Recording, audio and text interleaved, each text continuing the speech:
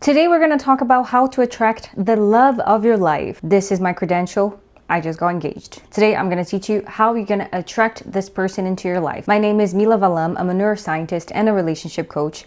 And there are two ways that we can go about this subject, okay? We can go towards a more attract because of the universe type of content, or we can go into a more practical way. Today in this video, I'm gonna teach you both because I did both. And I feel like I'm both and I did both. You guys ready? Okay, pen and paper, let's get this started. Okay, so if you're ready to meet the love of your life, there is one thing that I need you to think about before even you go into this video. And that is, why do you want a partner? I'm holding my iPad because I'll read to you the letter that I wrote. Anyways, I'm gonna teach you everything. The first thing I want you to think is, why do I want a partner? Why do I want this person in my life? What is this person going to add into my life? For example, in my case, I wanted a partner because I've always had the dream of finding someone, and I love building, like I love creating businesses. I like to make money. I like to teach. So I wanted a partner so I could share these things with and build even more. I wanted to be even more potent, if I can put it that way, with a partner than I knew that I could be just by myself. So this is number one, okay? This is number one thing. Also, if you're too young, let's say you're younger than 23 years old, 24 years old. I'm still in my 20s, but late 20s. If you're too young, then I wouldn't even advise for you to focus on finding a partner. I feel like right now you should be focusing on getting a nice job, getting educated, learning about different stuff, not focusing on finding a partner. But if you still want to learn for when you're older, then for sure you can stick to this video because we never know, right? Okay, so now that you know why you want a partner, you are going to separate either a notebook or your iPad. I've always used my iPad. I'm a Gen Z anyway, so my iPad. And I put on GoodNotes. I have a notebook on GoodNotes where I write my things. So the reason why writing is so important is because, one, I do believe in the power of the universe and the law of attraction. I do believe that, but I do not like to get too much involved with that because I feel there's a lot of misconceptions as well. So I'm not going to go too deep into my belief, but I do believe that it's good for you and you can attract your partner by doing that, by writing things down. But also from a neuroscientific perspective, it's also very important because if you know what you're looking for, it's easier for your brain to detect it. It's just easier for you to see something that you know you can find. So just the belief that it's possible also makes it possible. Now let's go to the step by step, okay? I wrote down 4 steps for you. The first one will be, write down everything you want in your partner. And I'm going to read to you guys what I wrote for my manifestation. And not just my manifestation, I made space for that person to be in my life, okay? So on my iPad on GoodNotes, I have a folder called Manifesting. And then inside of this, I have 2026. Oh, you guys can see it. I have 2026 Magical Journal. I have love. I have all of my things that I use to manifest, okay? And to write down my life into existence. So the first step here for me was to write everything I wanted in a partner. So I put protector, tall, it's my personal taste, provider, financially stable, emotionally available, that sees me through because of who I am, completely in love with me, likes animals, he likes to learn, I'm completely in love with him, I feel safe with him, he always wants to spend time together, he loves his family, he has good values, loyal. So I put everything that I thought was important to find in a man. I wrote this down beginning of 2024 and I met my partner at the end of the year. We weren't together right away because I was actually leaving. I was going to Europe, but I'm gonna tell you this story later. And my list is quite big. I have a quite big list. And I met him and he's even more than what I could have asked for. So it works, I know it works. Okay, so now that you put everything, the second step here is going to be, you're gonna write a letter to him. I'm gonna read to you the one that I wrote for my partner. I said, so romantic. I said, what I want and desire to find the love of my life. So this is what I wrote because I basically imagined how it would be my life, one day in my life with this person. So that's the day that I wrote down. So I said, you hugged me from behind and I could feel your energy, because at that point I didn't know who that person was, right? And I could feel your protective energy. I could see you're tall and I saw some white hairs, which is funny because my fiance now has white hair, so it's kind of freaky. And then I said, I felt your love, pure, and protector. I know how you feel about us. It was never a doubt. I trust your love.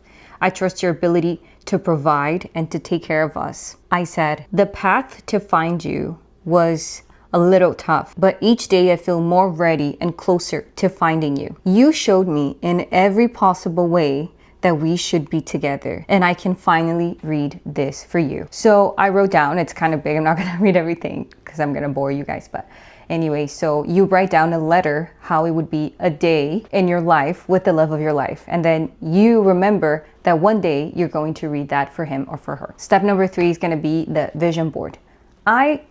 At the time, my hair was fully black, so I was looking for people with that I felt like was closer to how it looked, just to make it more believable for my brain, right? So just so I could identify with the images that I was putting there. And I didn't do much about it. Maybe I saw this once a month. I didn't have to be thinking about it. I just wrote it down. I forgot about it. I didn't do any exercises with it. I just left it there because I knew for sure that when the time was ready, that I would be ready, because I wanted to prepare for my partner. This was my vision board here. I put the couples and all that stuff. And I also wrote down at the end, this or something better, because also you want to give some space just in case it doesn't go exactly how you want it to go. So you just say this or something better. This is what I wrote here. So I put me getting engaged, which is crazy looking at this now. Gifts and feeling love and going to nice places. Anyway, so I see it and it just makes me so happy because it actually happened. I wanted to prepare for my partner. And that's actually step number 4 is going to be prepare yourself for your partner. If you're seeing someone that is not good, if you're going through a breakup right now, you have to heal, okay? I don't think you have to be perfect to find someone, but I do believe you have to try your best to be your best self, just like you would want anyone to prepare themselves as best as they could to find you. So I feel like this is an act of respect for your person.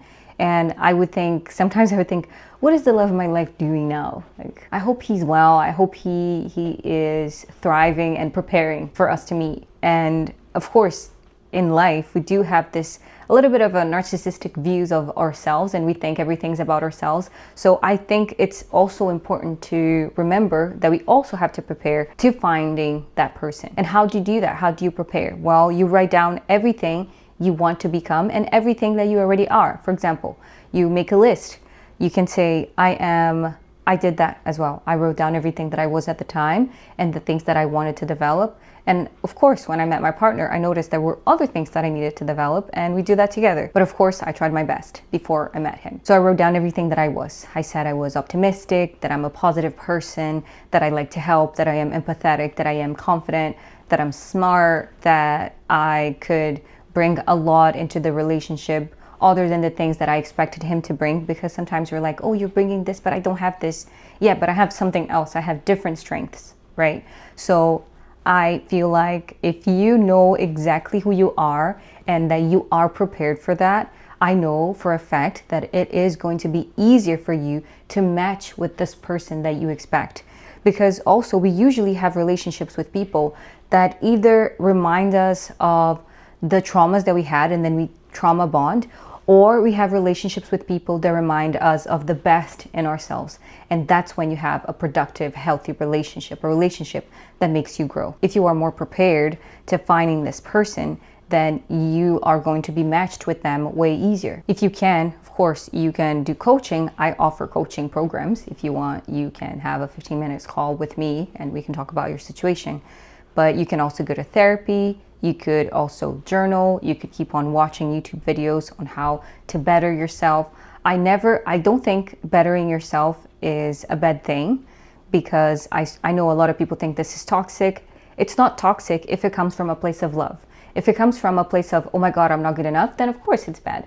But if it comes from a place of, I want to improve, I'm excited about my life, I'm excited about being someone better, then I think it's great, right? We can all agree. I'm not saying you're not enough and that's why you need to get better. No, I'm saying that there's never a place of perfection, but what drives us is the need for that. It's the drive to get to a place that we think is close to perfection, not perfection in itself. I hope I'm making myself clear. I know there's no such thing as perfection, but just the interest of getting better already is something that we need in our lives. And also, this need, this drive is called dopamine. And when we don't have dopamine, we feel depressed. Sometimes we feel a little bit anxious, but more depressed than anxious. So dopamine is not the feel-good hormone. It's not the feel-good neurotransmitter. It's actually the motivation that you need in order to live your life, to live a fulfilling life, and to desire more. Step number 5, you're going to start acting like someone that is ready for a relationship. That means you're not going to give too much time to people that are not sure of what they want. You're going to say no when you have to. You're going to set boundaries. You're going to think, if I am ready for a relationship and that person is not ready, then we're not in alignment. I cannot continue to entertain this human being because I want something different. And I know that my person, because I wrote that down, I know that they're ready for me. They're ready for a relationship. So if someone is not ready, they're wishy-washy and all that stuff, then it's a complete and clear no. Yeah, it might hurt. Yeah, maybe the chemistry was amazing. It does not matter at this point because that's not what you're looking for, right? You are going to find these things with someone that is ready. If that person is not ready, then it's a no. One thing also that I would advise for you to write down on your list is someone that is willing to learn. I wrote that down.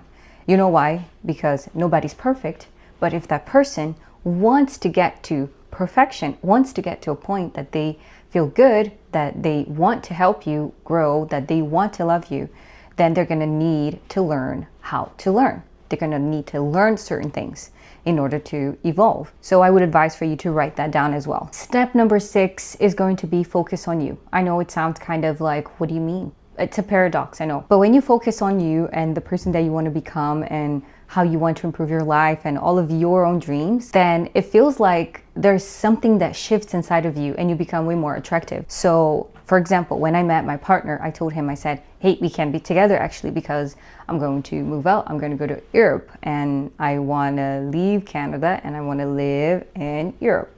And he was like, what do you mean you're going away? I was already in love with him, don't get me wrong, but I was very focused on myself. I had the goal that I was going to accomplish all of my dreams. I made this commitment to myself and I did go to Europe and I eventually came back and we started dating and now we're engaged. But I prioritized myself because I knew that if that was true love, I would not have to sacrifice my dreams to fit into that role of being his future wife or his girlfriend. So this is something extremely important and it has to do with being confident in yourself. And I made a video on how to be confident if you want to watch next. Thank you so much for watching this video. If you learned anything from here, I would kindly ask you to consider subscribing because I just started this and this is a way of me bringing more and more videos to you guys about neuroscience, about love, about how to improve your life. So if you like that stuff, don't forget to subscribe and I'll see you in the next one. Bye.